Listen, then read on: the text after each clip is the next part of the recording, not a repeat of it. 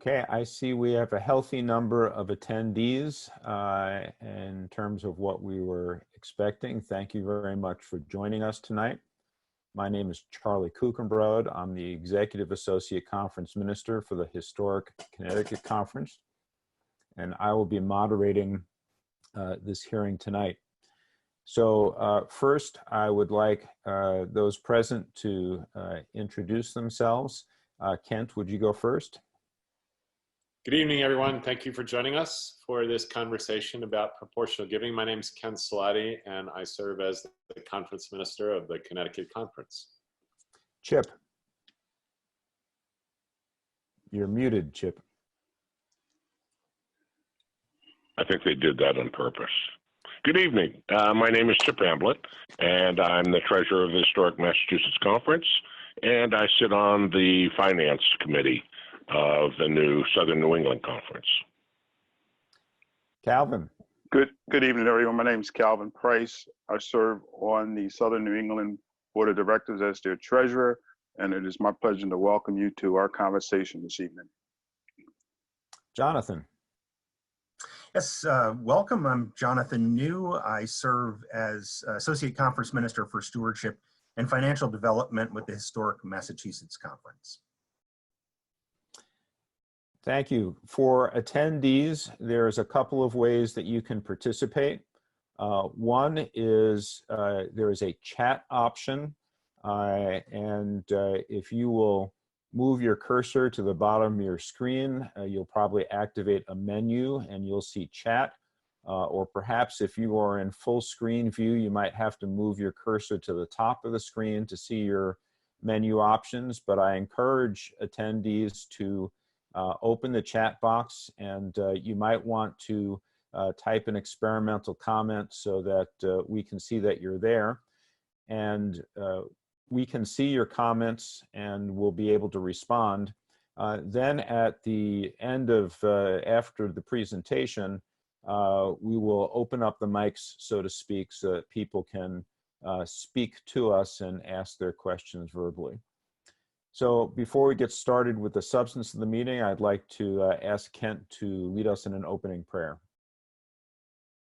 Let us pray.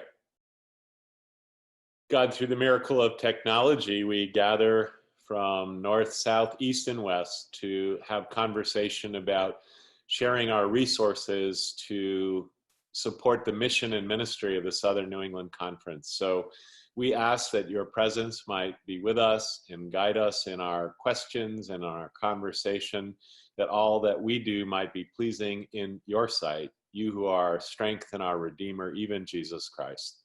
Amen. Thank you, Kent. Jonathan, you have prepared some comments for us. Why don't you go ahead?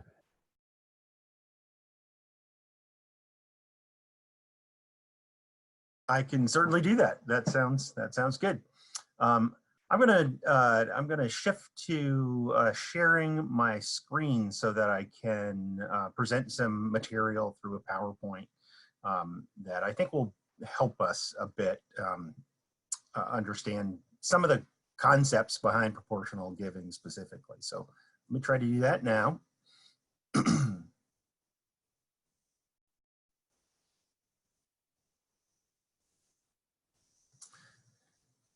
And I'm hoping that you all can see my screen.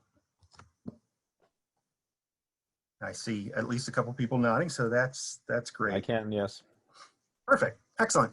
So I wanted to start first with just some basics about proportional giving. I sincerely hope that most of you who have joined our call today have been able to read some of the materials that are available through all of our conference websites. There's a web page that talks specifically about proportional giving and has a couple of additional FAQs as well. But I do want to hit some of the highlights here for proportional giving.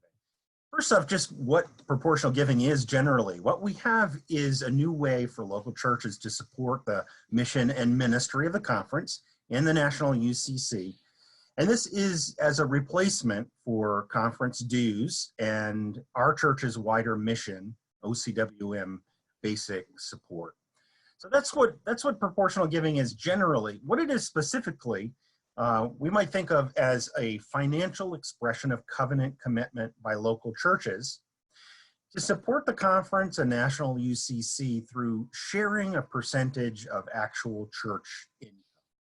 So PG contributions are specifically responsive to the church's financial health, with contribution increases or decreases that are based proportionally on increases or decreases in local church income. So those are some of the basics behind proportional giving. I'm gonna talk in more detail about what that actually translates into in a minute. So I'm gonna let that sink in a little bit, but I would like to turn now a bit to how this change is in keeping with our new conference's vision and mission and commitments, and to talk about some of the advantages that we believe proportional giving has for local churches in their funding of the wider church, and some of the specific factors that went into our determination and the board of directors affirmation that proportional giving should be the funding mechanism that we use for the new conference. So one of the primary things about proportional giving in terms of its alignment and advantages is proportional giving is grounded in biblical principles of generosity. We read about first fruits, and we read about proportional giving based on the blessings that we have received from our God. And that is not particularly the case with things like conference dues, which are billed on a per member basis and don't really speak specifically to the issue of generosity. I guess the other thing that I would say is a second thing that kind of goes hand in hand in this. In addition to consistency with biblical principles on generosity, we also have consistency with stewardship best practices. In our conferences and across the denomination, and indeed in other denominations, best practices in local church stewardship are when we recommend that local churches engage their church members in generosity around proportional giving. So proportional giving in terms of a funding mechanism is very much consistent with stewardship best practices as well. Always had the challenge that's about why it is that we have two different funding mechanisms to support the mission and ministry of the wider church. In other words, we have specifically dues and OCWM basic support. And that fact has been confusing to folks, and it's made it difficult to explain some of those, why that is and what that's all about, and how these two things are the same, similar and different as well. One of the things specifically that proportional giving does, it helps to clarify a specific thing that isn't always clear, and that is that the funds that are received by the conference through conference fellowship dues and also through OCWM basic support were always used to fund the same mission and ministry in our historic conferences. There's been for some time a misunderstanding among some folks that for example, dues covered, administrative costs or services to local churches, whereas OCWM basic support that was retained in the conference, that went somehow to a pure kind of specific mission. The fact of the matter is both those things have always funded the overall mission and ministry. So one of the things that proportional giving does is it brings clarity to the fact that all of a church's giving that remains in the conference is for conference mission and ministry. One of the specific things that's important about proportional giving is an important focus on fairness for congregations. One of the things that we have heard over many years is some of our churches, in particular, some of our churches with either poorer financial health or just smaller churches in general, tended to feel that a dues-based funding system for the conference meant that they were disproportionately bearing a burden for funding. Another way to say this is it's easier for larger, more wealthy churches to pay conference dues. So one of the things this does by tying specifically a church's giving to how it's actually doing in terms of total income, it means that we have a greater fairness when it comes to overall expectation and what churches will actually give. You know, underneath this is the basic concept that proportional giving ensures that we rise and fall together. That is, different settings of the church, that we are linked. And so when, whether that we're talking about income or we're talking about funding, that linkage means that we have a more direct relationship with one another. So when our local churches are doing well, that will also mean that our conference is doing well. And if they're not, that will raise a question about how the other settings of the church perhaps are supporting, nurturing, and furthering the lives and mission of local congregations. One of the things that we've heard for a long time from many churches is that they might have understood conference fellowship dues, but they also experienced the fellowship dues system as an oppressive head tax. And in addition to that, you know, feeling like something that's unchurchy, the other thing it has meant is that it has cast our relationship with local churches into a particular kind of light, what we might call specifically a transactional kind of light. In other words, that it tended to emphasize the idea that when dues were paid, then, for example, fees for services were being paid, which was not the case, but conference fellowship dues tended to send that message. I think most importantly, and underneath all of this and threading its way through all of it, is that proportional giving really better emphasizes the relationships and the common witness that local churches in the conference and the national setting of the United Church of Christ have as covenant partners. So, you know, for all of those reasons, and indeed for others, our conference board of directors has affirmed proportional giving as the funding mechanism going forward for our new conference. And my experience in talking to folks about this over, you know, weeks and months and even before that, is the experience of having different people value different ones of these things, but they all work together as a constellation of both alignment and advantages that support proportional giving as a new funding direction. Now, Charlie, I understand that that we've received some chat questions at this point. And I want to make sure that if there's something that's really pertinent that would be helpful for me to respond to right now, that we do that.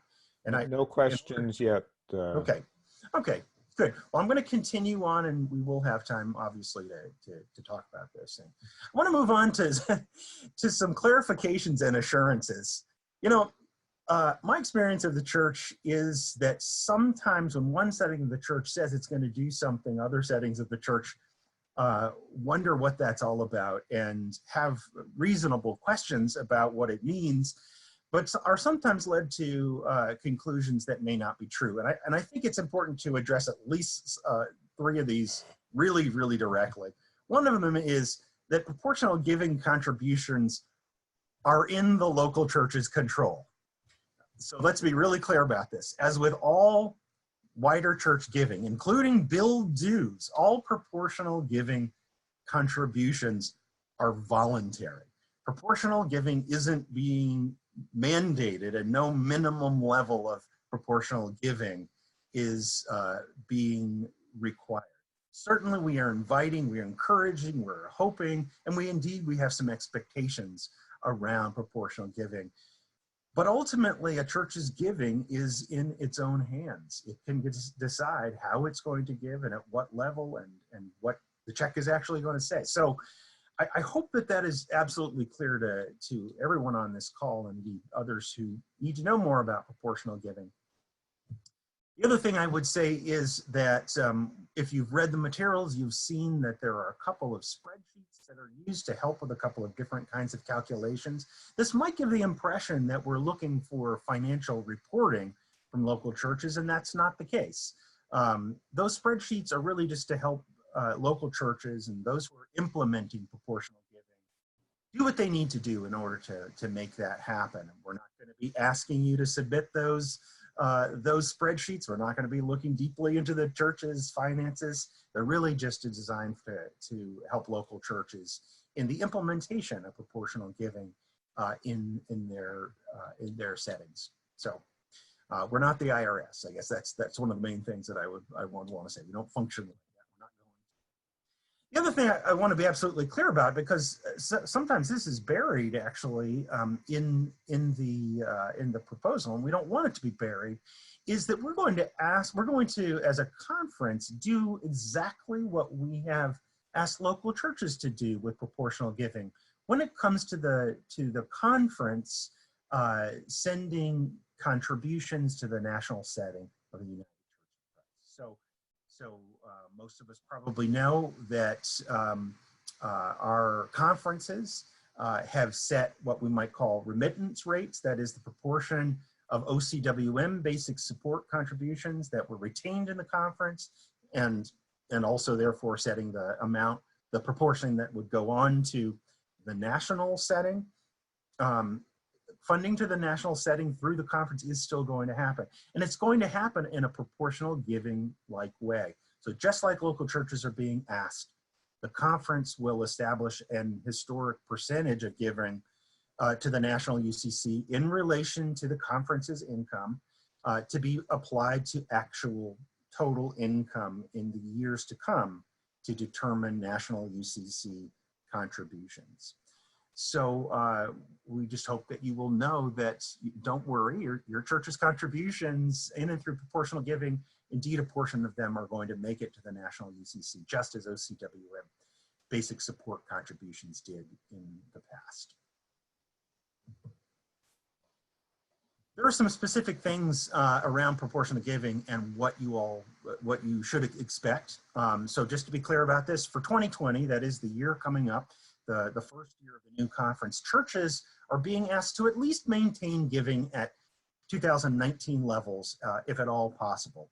And the way that you would do that is to add together what your 2019 OCWM basic support and what your conference dues have been, to add those together and make that your minimum gift for 2020. I should hasten to say that for those churches that would like to, it would be possible for you to use the spreadsheets that we will have available to actually jump right into proportional giving if that's what you choose to do. We're not going to say no to you in doing that, but we also know that for some churches it will take some time maybe to make this transition. We want to give you that time. So we're asking churches to at least do what you find in this first bullet. And then in 2020, we're going to be asking you to establish a giving percentage that is based on 2019 giving and wider church giving and income in your local church. One of the spreadsheets that I mentioned helps you do that specifically. And then in future years, you're going to apply the giving percentage that you've established based on 2019 giving and income. You're going to carry that forward and apply it to actual income. So one thing I might pause and say here is, with proportional giving, you're carrying forward the giving percentage. It is always possible for you to choose to increase that giving percentage. That would be terrific if you choose to do that. But you're always looking to determine a contribution for the current year. You're always looking back at what just happened in the prior year in terms of income. I can take more questions about that in afterwards, because you may have some questions. And of course, another thing to expect, and that is you're going to get help with this.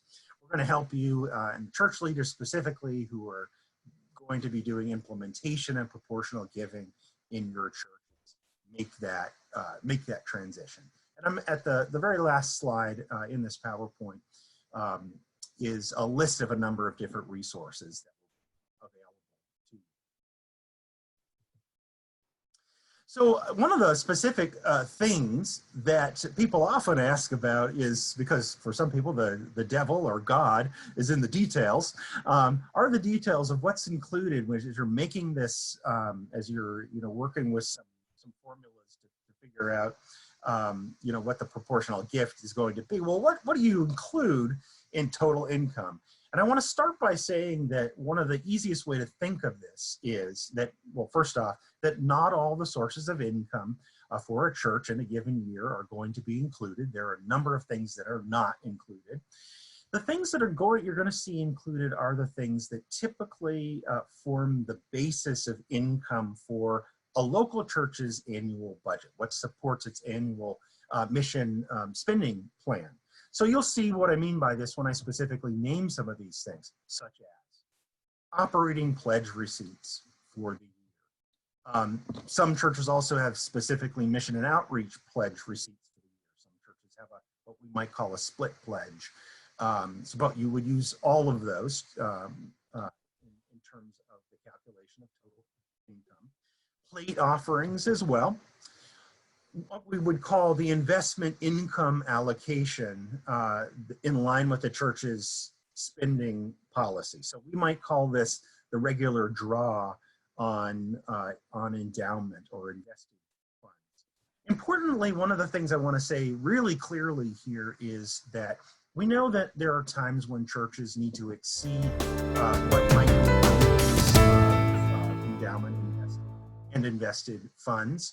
And so we actually have, we in the proportional giving total income calculation, we don't want you to, well, first off, we don't want you to exceed the policy, the draw rate on the policy that you've established in your churches, and we hope that you do have a draw rate policy established. But certainly we're hoping that you're not going beyond 5% of the value of your endowment in a given year. We can talk more about the details of that. And if in a given year that you need to go beyond 5%, we would say that we would not have you include above 5% in the calculation. I'm going to come back to this in just a second.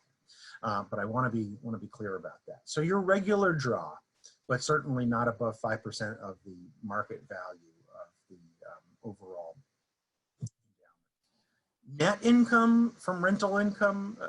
So we're talking about things like when you're renting out rooms, or if you have a cell tower, that kind of thing. And I stress the word net here. If it costs money to make money, you're gonna subtract that. Same thing for program income. So if you run a nursery school or something, include the net program income, and also net fundraising income, but only the fundraising income specifically that is toward the operating budget specifically. It's actually sometimes easier to think about what's not included, because this is generally where people have the questions. So let me say a little bit about this. So for example, if you're in the midst of a capital campaign, you're not going to include capital campaign contributions, nor are you going to include one-time gifts that are restricted by a donor for a special purpose. You're not going to include memorial gifts or bequests. We're, like I said before, we don't want you to use an excess of a 5% draw on your on the value. You're not including the offerings that are special offerings of the United Church of Christ, such as Neighbors in Need or One Great Hour of Sharing, etc. You're not including disaster relief or other one-time mission giving that's happening in and through your churches. Also, when it comes to when it comes to fundraising, if you're doing fundraising for restricted purposes, let's say, for example, you were fundraising for a new handbell set or something like that, you would not include that kind of specific restricted purpose fundraising. Also, sometimes churches sell assets, a parsonage, silver set or something like that. Income from one-time sale of assets is also not included. So I'm hoping that folks can see here again what I said right from the outset, which is what would be included in total income is essentially the things that you would normally include in the income support for your church's budget or mission spending plan. So let's talk a little bit about implementation steps, and this is actually the last thing that I have to present, and it's going to be presented in 3 or 4 slides. So just so you know what's coming. There are essentially 2 steps. The first step is to take a snapshot of current wider church giving in relation to income to establish your church's proportional giving, initial giving percentage. So let's just use an example of a church of, say, maybe 150 members. In this example church, let's say that in the year before it came into proportional giving, that would be for 2019, there were conference dues of $3,030 and an OCWM basic support contribution of $4,200. Then you could see that the current giving total would be $7,230. So just carrying that forward, the current wider church giving then in the church that is, let's say for 2019 was $7,230. Let's say in the same year, 2019, the actual income received during that year was $175,000. So in this first step here, this snapshot, what we're going to be doing is establishing an initial giving percentage. We're going to do that using this equation. Giving divided by income is going to give your initial giving percentage. In this case, 0.041 or a proportional giving initial giving percentage of 4.1%. Remember what I said earlier, where the initial giving percentage is kind of the snapshot of where you are today in terms of your church's giving in relation to income. So establishing that percentage. And it's something that you're going to carry forward into future years. So that's actually step 2. So for future years, you're going to apply your initial giving percentage to actual church income for the year to determine what your UCM contribution for the year to come is going to be. I think it's easiest when you just see the equation actually. So let me throw that out there. So you're going to have, and this is this equation, and again, the spreadsheets that we have will have for you actually do this for you. But prior year total income multiplied by the initial giving percentage is going to yield your current year contribution. So let's think about it this way. Prior year total income times giving percentage, that results in your current contribution. So in this same example church, right, this church that we said established an established initial giving percentage of 4.1%. Let's say in the actual income for it in 2020, let's say, was $165,000. So in this case, income went down by $10,000. So let's see what happens with that. So what we have is 165,000 times 0.041, and that results in 6765. So you can see in this case, in this scenario where income went down, the proportional giving contribution for this church would decrease from $7,230 to $6,765. In other words, it decreases in proportion to what your actual income is.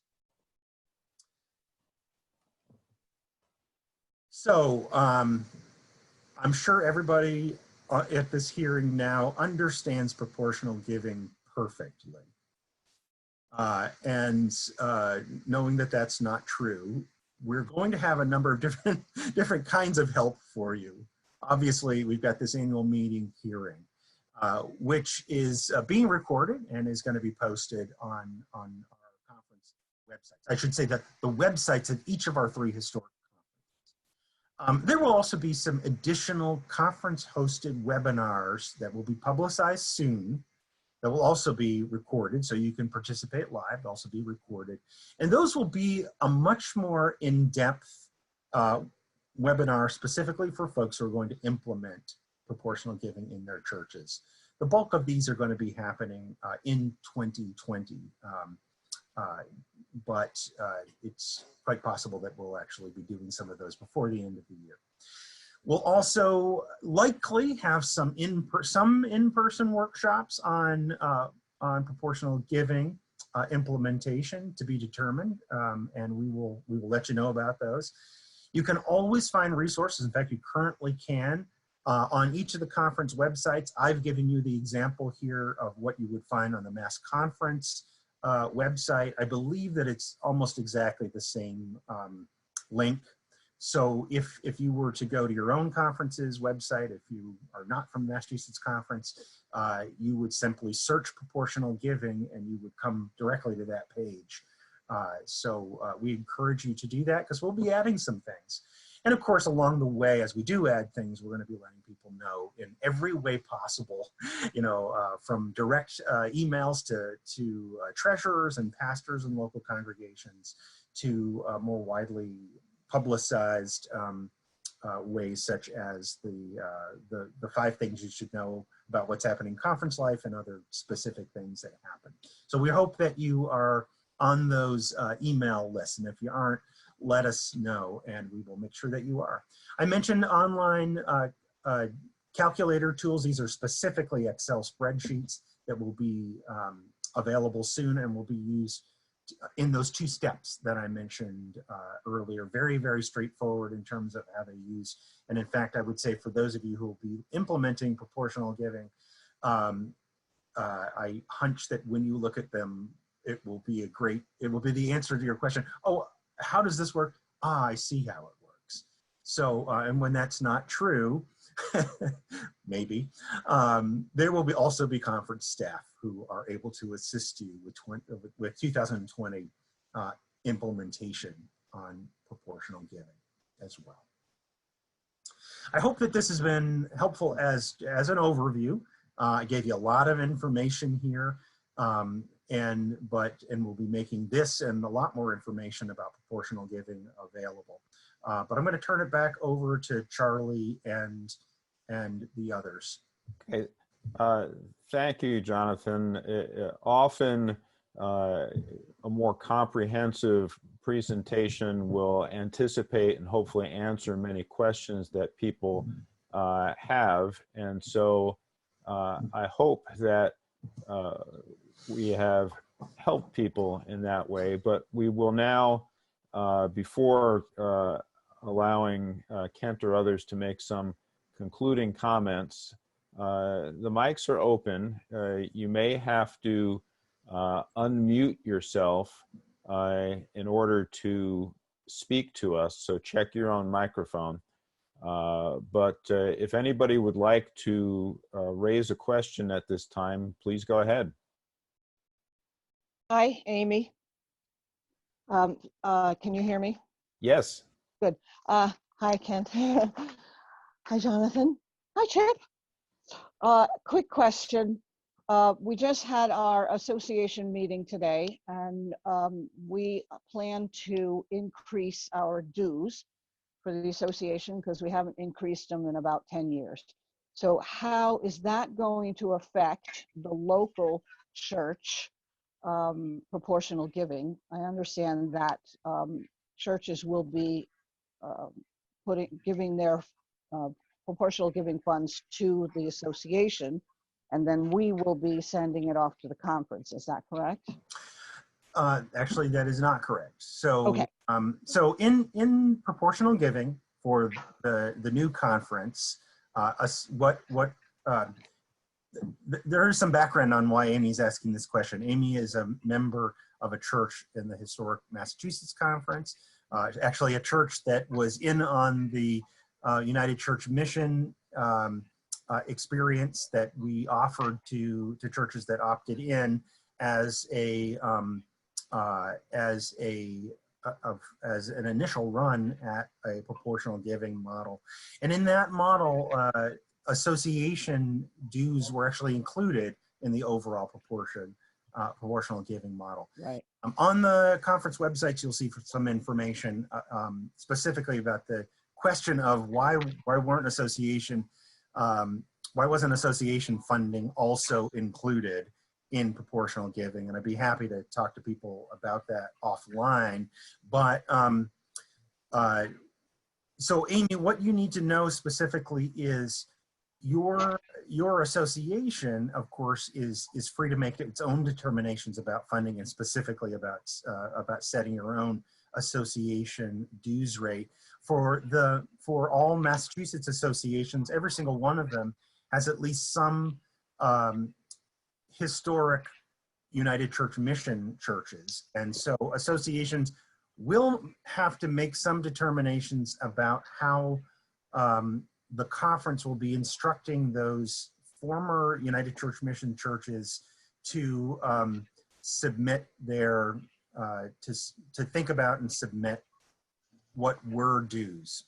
So this is a way to say where we have to manage a transition from a prior funding model that will no longer be relevant in the new conference. And it will mean that the association will have to do some thinking about that. And I am prepared to do that with your association, as I have done with others, to talk more about that. The main thing you need to know, Amy, because you are an association leader, is that the conference is going to do everything possible to help people through this transition and to help you through this transition so that funding to your association isn't adversely affected. In other words, we're going to do everything in our power to make sure that funding gets to you, that you need to do what you all need to do. Yeah, because well, so we have 8. We're a very small association. We have 8 of our 20 churches on UCM, and the rest on fellowship dues, and it's been very confusing, as you just mentioned, getting the part of our funding, quote, fellowship dues back from the conference, and part of our fellowship dues coming directly to us.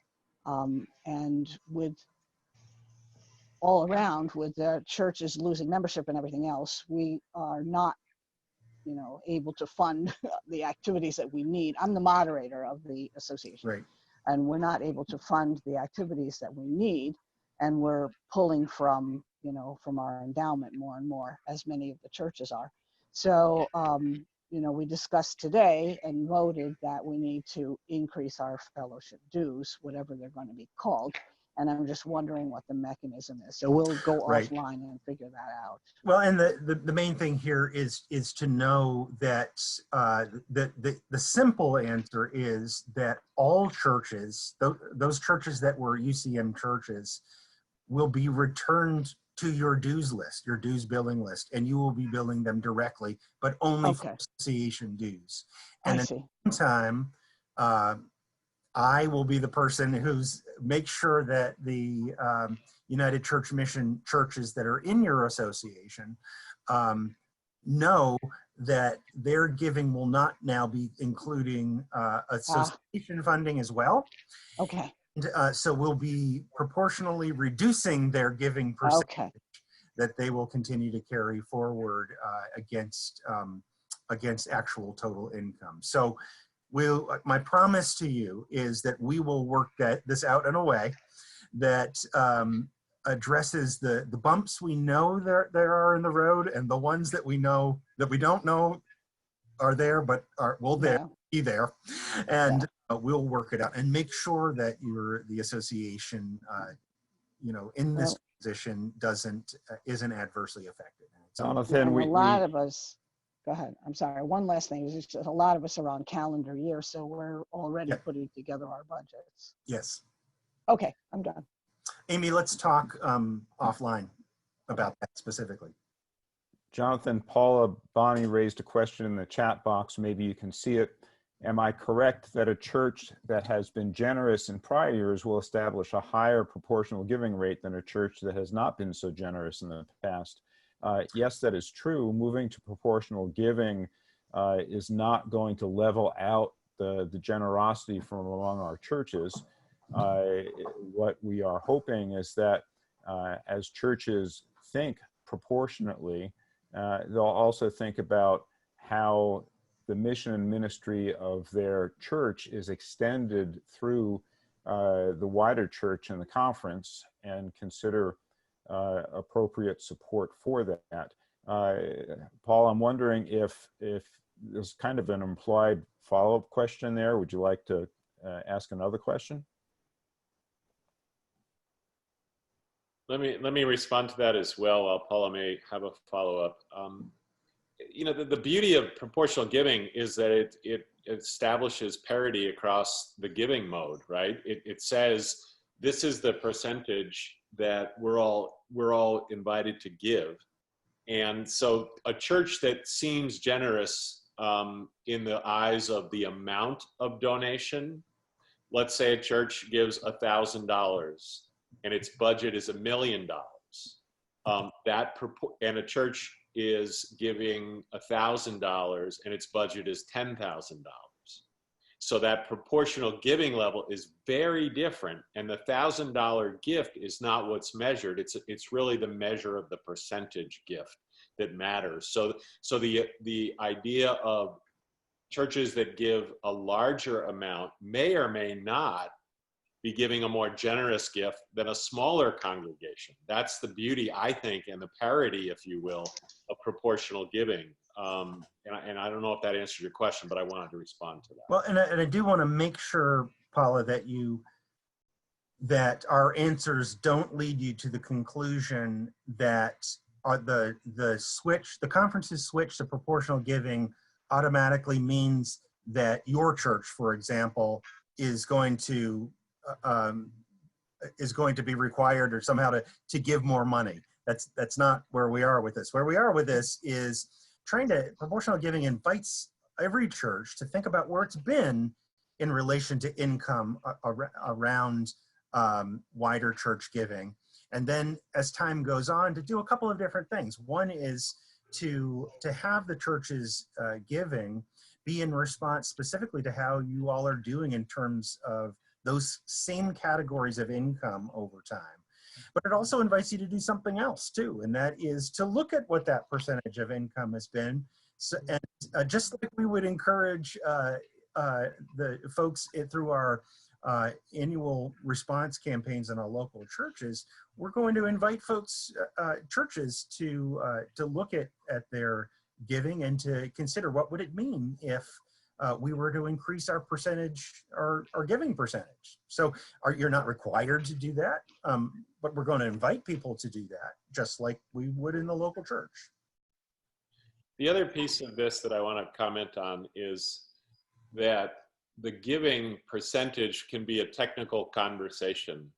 But what we really are compelled by is the belief that the vision that we are creating in this new conference is so compelling that congregations will want to participate in new ways with this vision, to align with our vision statement that we're living the love and justice of Jesus, and that we think that's a compelling statement about who we are and what we can do together corporately that we can't do alone. And that our 4 core values of making disciples in the local church, of working for justice and compassion ministries, of being adaptive and changing in the times in which we live, and establishing partnerships, both ones that we have, but looking to new partnerships. We think that vision is so compelling that the question of support for this, that the generosity that churches have equipped us with in the past, we'll carry forward with a new emphasis on what we can do together. So part of the technical things about worrying about division and addition and subtraction, the board was compelled to say, we've got something here that local congregations will want to be a part of. And we think that this percentage giving is a faithful biblical stewardship response to being able to support the mission and ministry of what we're going to do together. So I wanted to, in essence, remind us that it's not just about technical issues that, while important, it really is about the mission and ministry to which we are called. And I think that's an important component in the midst of this conversation to keep in mind. I have a question. Go ahead. I may have gotten lost in this conversation. I'm Peter Johnston from Munson, Massachusetts. So is my understanding from the conversation that association dues are funded differently than the total amount of proportional giving? I'm not quite sure I caught that. Are we paying association dues in one way and then proportional giving for funding everything else? I got a little lost in the conversation. So in a church, how many checks am I writing? And how do we figure that out? That's good. Well, currently, if I don't believe your church is not a United Church Mission church, is that correct? No. I'm pretty sure it is not. Yeah. So currently, you are writing potentially 3 or 2 checks that support the wider church. One of those would be you're writing a check to your association, because in the Massachusetts Conference, associations bill for the association and the conference, Right. Based on the membership, reported membership of your church. So you give a bill from your association treasurer asking for that money, and you send the check, or you don't. And the association treasurer, takes the portion that's association dues and puts it in the association's account and sends on the conference fellowship dues to the conference. So the conference would be receiving that those dues contributions from your treasurer on your behalf. And then potentially your church is or isn't making an OCWM basic support contribution. That would be made directly to the conference. And then of course the conference annually votes on a Percentage. rate, a percentage that's going to be retained in the conference for conference mission and ministry, and the rest that will be sent on to the national setting. Okay, so it's not going to change. When you were talking about that the association wasn't covered by this, I got a little lost in the conversation. Right. So this has specifically, that was a little inside baseball from Massachusetts folks, and particularly ones that are a part of or aware of United Church Mission. It's those churches that we have to handle in a specific kind of way, because they've essentially been doing proportional giving, but in their way of doing proportional giving, it also included association funding. Going forward, proportional giving does not do that. So the associations, once again, will have total control over how they determine what their funding is going to be. For the most part, that's going to be a continuance of association dues billing. What we usually call fellowship dues. Right. In our different conferences, they're actually called different things. So Yeah. fellowship dues in Massachusetts, per capita in Connecticut. And Rhode Island. And Rhode Island, okay. So we call it, but it's Massachusetts is always different. yeah. Well, it is based on the same thing though. It's based on reported membership. Right. Reported by the churches. So Peter, just to answer the question maybe a different way, in Connecticut, you would send 3 checks. You'd have a check that would go to the association for their dues structure. You'd have a check that would go for basic support, OCWM, and you would have a check that would go for per capita. In the per capita giving, our In the new thing. in the new thing. I know what it's called. I swear I do. In that, there'll be 2 checks. You'll send one to the association. You'll send one to the conference, which will also be passed along to the national setting, depending on the formula that's established. Okay. Thank you. Are there other questions?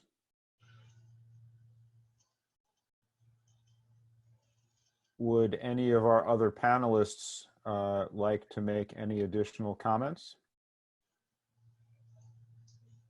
I see that- This is Calvin Price, the treasurer for the Southern New England Conference. And I think there's a lot of thinking that went into this proportional giving. And I think the key for us was the fairness and the equilibrium.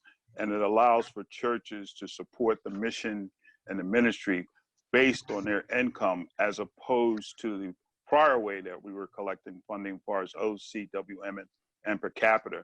This really is a fair and equitable way that all churches can participate and all of us can be unified in our mission and ministry as we move this new conference forward. So that would be my overall comment. And I do think proportional giving is a way for us to move forward in the future. Thank you. That's a good summary, Calvin. Thank Yeah. you.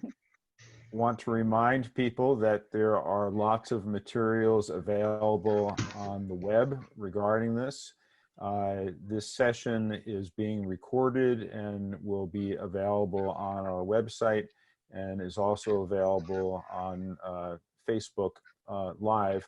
So if there are others in your congregation or other people that you think might benefit from these materials or this hearing, you can refer them to the recording. I want to thank everybody for participating tonight. Thank Jonathan for preparing the materials, and Jonathan's responsible for much of the material on the web as well. And unless anybody wants to raise a last question or make a last comment, I will bid you all a good evening and hope to see you at our annual meeting on November 1st I will be and there. 2nd.